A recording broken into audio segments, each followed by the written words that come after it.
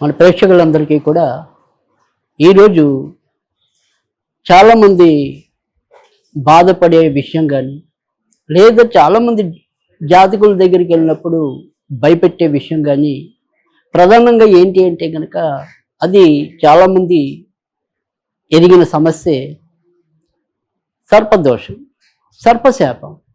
అసలు ఏమిటి సర్పదోషం, ఏమిటి సర్పశాపం, దానివల్ల ఏ రకంగా ఇబ్బంది పడుతుంది, మరి అవన్నీ ఒకసారి తెలుసుకునే ప్రయత్నం చేద్దామా? మరి మీరందరూ కూడా ఉగాది పండుగని విశ్వావసు నామ ఉగాది పండుగన చక్కగా ఆనందంగా సంతోషంగా చేసుకున్నారని ఆశిస్తాను. మరి కొత్త కొత్త ఆశలతో కొత్త కొత్త ప్రణాళికలతో కొత్త సంవత్సరాన్ని ప్రారంభించి ఉంటారని కూడా అనుకుంటున్నాను. సరే, ఈరోజు విషయానికి వచ్చేప్పటికి 4వ తారీఖు శుక్రవారం, ఆరుద్ర నక్షత్రము సప్తమి. ఆరుద్ర శుక్రవారం కానీ మంగళవారం ఆరుద్ర కానీ, అలాగే స్వాతి నక్షత్రం శుక్రవారం కానీ స్వాతి నక్షత్రం మంగళవారం కానీ, శతభిష నక్షత్రం శుక్రవారం కానీ లేదా మరి మంగళవారం కానీ వచ్చినప్పుడు ఏదైనా సరే సర్ప శాంతికి, ముఖ్యంగా మానసాదేవి ఆరాధనకి చాలా శ్రేష్టమైన అనుకూలమైన రోజులుగా చెప్పవలసి ఉంటుంది. మరి ఈ శుక్రవారం అలా మనం ఏదైనా సరే ఈ సర్పాలకి సంబంధించినవి ఏమైనా సరే చేసుకోవాలి అనుకుంటే కనుక అది అద్భుతమైన యోగవంతమైన అనుకూలమైన కాలంగా చెప్పవలసి ఉంటుంది. ఇక్కడ కాలం అంటే మీ అందరికీ ఒక మాట చెప్పాలి. ఎవరైనా సరే పాపం కొద్దిగా బాధపడుతున్నప్పుడు వాడిని కాలం కాటేసిందిరా అంటాం. ఈ కాటేయటం అనేది అంటే మన మానవ జీవితంలోకి వచ్చేప్పటికి ఏంటంటే ఈ సర్పాలు కాటేయటాలు, శాపాలు ఇవ్వటాలు, పాములు అనేవి చాలా ఎక్కువ భాగంగా ఉంటూ ఉంటాయి.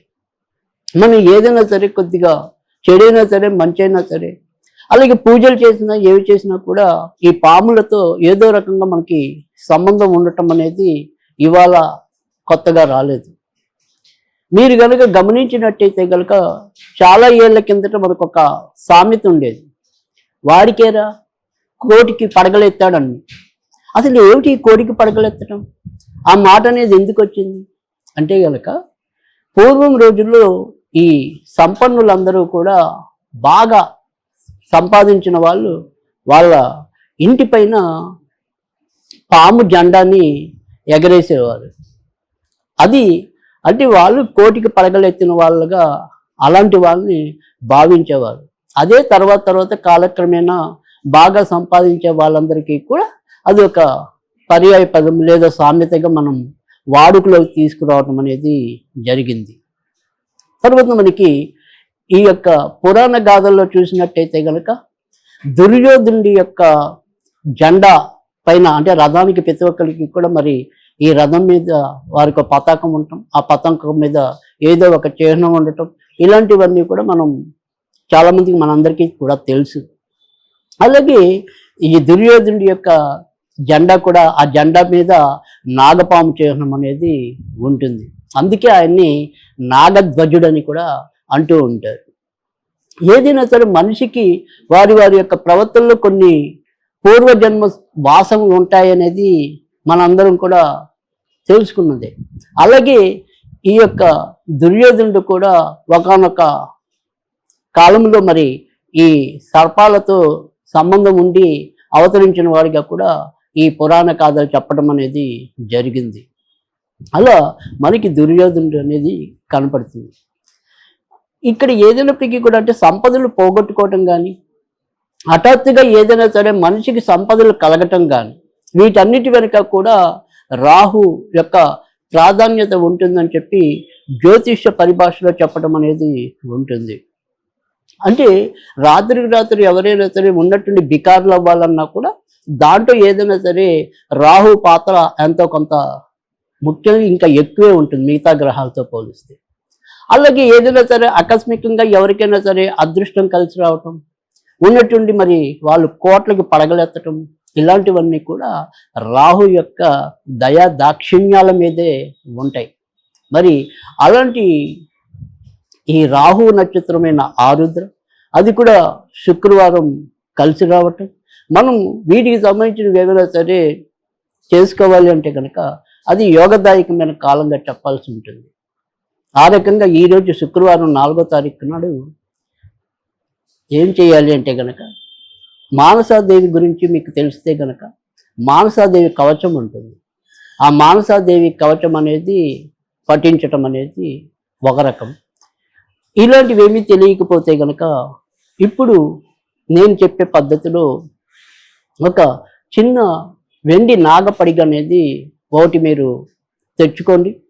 దాన్ని ఒక చిన్న పాత్రలో పెట్టి, ఇప్పుడు నేను ఏదైతే ఒక చిన్న మంత్రాన్ని మీకు చెప్తాను, ఆ మంత్రంతో ప్రతిరోజు కూడా, అంటే ముఖ్యంగా ఈ శుక్రవారం నుంచి ప్రారంభించి ఇక్కడి నుంచి కనుక 90 రోజులు చేసినట్టయితే కనుక మనకి జీవితంలో ఎదురయ్యే ఏమైనా సరే ఆకస్మిక ఉపద్రవాలు, అలాగే తరచూ ఎవరికైనా సరే ఈ పాములు కల్లోకి వచ్చి భయపెట్టడాలు, ఇలా ఏవైనా సరే పాము కాటేస్తున్నట్టు కలకంటాలు, ఇలా ఏమున్నప్పటికీ కూడా వాటికి సంబంధించిన వ్యతిరేక ఫలితాలన్నీ కూడా ఖచ్చితంగా దూరం అవుతాయి. అలాగే మన యొక్క పూర్వ తరాల్లో ఎవరైనా సరే తెలిసి తెలియక ఈ జాతి సర్పాలని ఇప్పుడు కూడా ఏదైనా సరే మరి అనుకోకుండా సర్పాలు చంపిన భయం ఏర్పడి ఉంటే కనుక అలాంటి వాళ్ళందరూ కూడా ఇప్పుడు నేను చెప్పిన ఈ నాగకాళీ మంత్రం అనేది చాలా పవర్ఫుల్. నాగకాళి అనేది చాలా తక్కువ మంది విని ఉంటారు. నిజానికి కాలస్వరూపంగా మనం కాలభైరుణ్ణి కాళికాదేవిగా భావిస్తాం. కాలం కాటేసిందన్నా, ఇంకోటి కాటేసిందన్నా, దాని వెనకాల ఉన్న పరమార్థం ఏంటంటే కనుక అక్కడ కాలభైరుడు కానీ కాళి వీరి యొక్క అనుగ్రహం మనకి తక్కువగా ఉందని చెప్పి భావించాలి.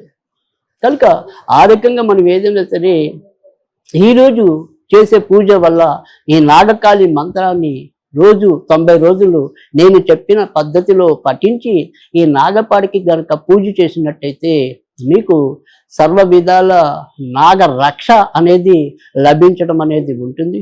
తద్వారా మీరు జీవితంలో ఎదురయ్యే కష్ట నష్టాలన్నింటినీ కూడా తప్పించుకోవడానికి అవకాశం ఉంటుంది. అది ఏ రకంగా అంటే కనుక ఇందాక మనం చెప్పుకున్న ఒక చిన్న నాగపడిగ అనేది ఒకటి, దాన్ని ఏదైనా సరే కుదిరితే వెండి పాత్ర అయితే కనుక ఇంకా మంచిది. ఒకవేళ వెండి పాత్ర లేకపోయినా ఏదైనా సరే ఒక పాత్రలో పెట్టుకుని ఇప్పుడు ఓం హ్రీం క్రీం నాగకాళి స్వాహ, ఓం హ్రీం క్రీం నాగకాళి స్వాహ, ఇలా దీంతో 27 సార్లు ఒకసారి చదవటం, ఆ నాగపడగ మీద మళ్ళీ ఒక చెంచా పాలు పోయటం, మళ్ళీ ఓం హ్రీం క్రీం నాగకాళి స్వాహ రెండోసారి చదవటం, మళ్ళీ పాలు పోయటం, అలా 27 సార్లు ఆ నాగపడిగ మీద పాలు పోయాలి. ఈ పోసిన పాలు ఏవైతే ఉంటాయో ఇంట్లో ఎవరైతే మనకి కుటుంబ సభ్యులు ఎవరైతే ఉంటారో వాళ్ళంతా కూడా ఈ దాన్ని తీర్థంగా సేవించినట్టయితే కనుక మనకి తప్పకుండా నాగదేవుడి యొక్క అనుగ్రహం, ముఖ్యంగా నాగకాళి యొక్క అనుగ్రహం లభించడం అనేది అయితే ఉంటుంది. ఈ రకంగా మరి 90 రోజులు చేసుకుంటూ రావాలి. ఏదైనా సరే ఆడవాళ్ళకి మరి ఈ బహిష్టు సమయాలు కానీ ఇతరత్ర ఏదైనా సరే అనుకొని ఆటంకాలు వచ్చినా కూడా ఆగిపోవచ్చు. అలాగే ఇది కేవలం మహిళలే చేయాలి లేదా మరి పురుషులైనా సరే చేయొచ్చు అని కూడా కొంతమందికి సందేహం కలగటం అనేది వాస్తవం. ఇది ఎవరైనా సరే ఎవరైనా ఆ పురుషులైనా చేసుకోవచ్చు, లేదు మహిళలైనా చేసుకోవచ్చు. ఎవరికి ఆసక్తి ఉంటే, లేదు వాళ్ళ జాతకాల్లో ఇలాగా సర్పదోషం ఉందని చెప్పి ఎవరైనా తెలియజేసిన వాళ్ళు ఉంటే ఆ రకంగా ఈ సమస్యలన్నిటి నుంచి కూడా మీరు కొంత బయటపడడానికి ఉంటుంది. అలాగే చివరి రోజు ఏదైతే ఇన్నాళ్ళు మనం చేసిన నాగపడిగ ఉందో ఆ నాగపడికని ఏదైనా సరే శివాలయం ఉండిలో వేసేయటం కానీ, శివాలయం పూజారికి దానం ఇవ్వటం కానీ, ప్రవహించే నీటిలో వదిలేయటం కానీ, ఈ 3 పద్ధతుల్లో మీకు ఏ పద్ధతి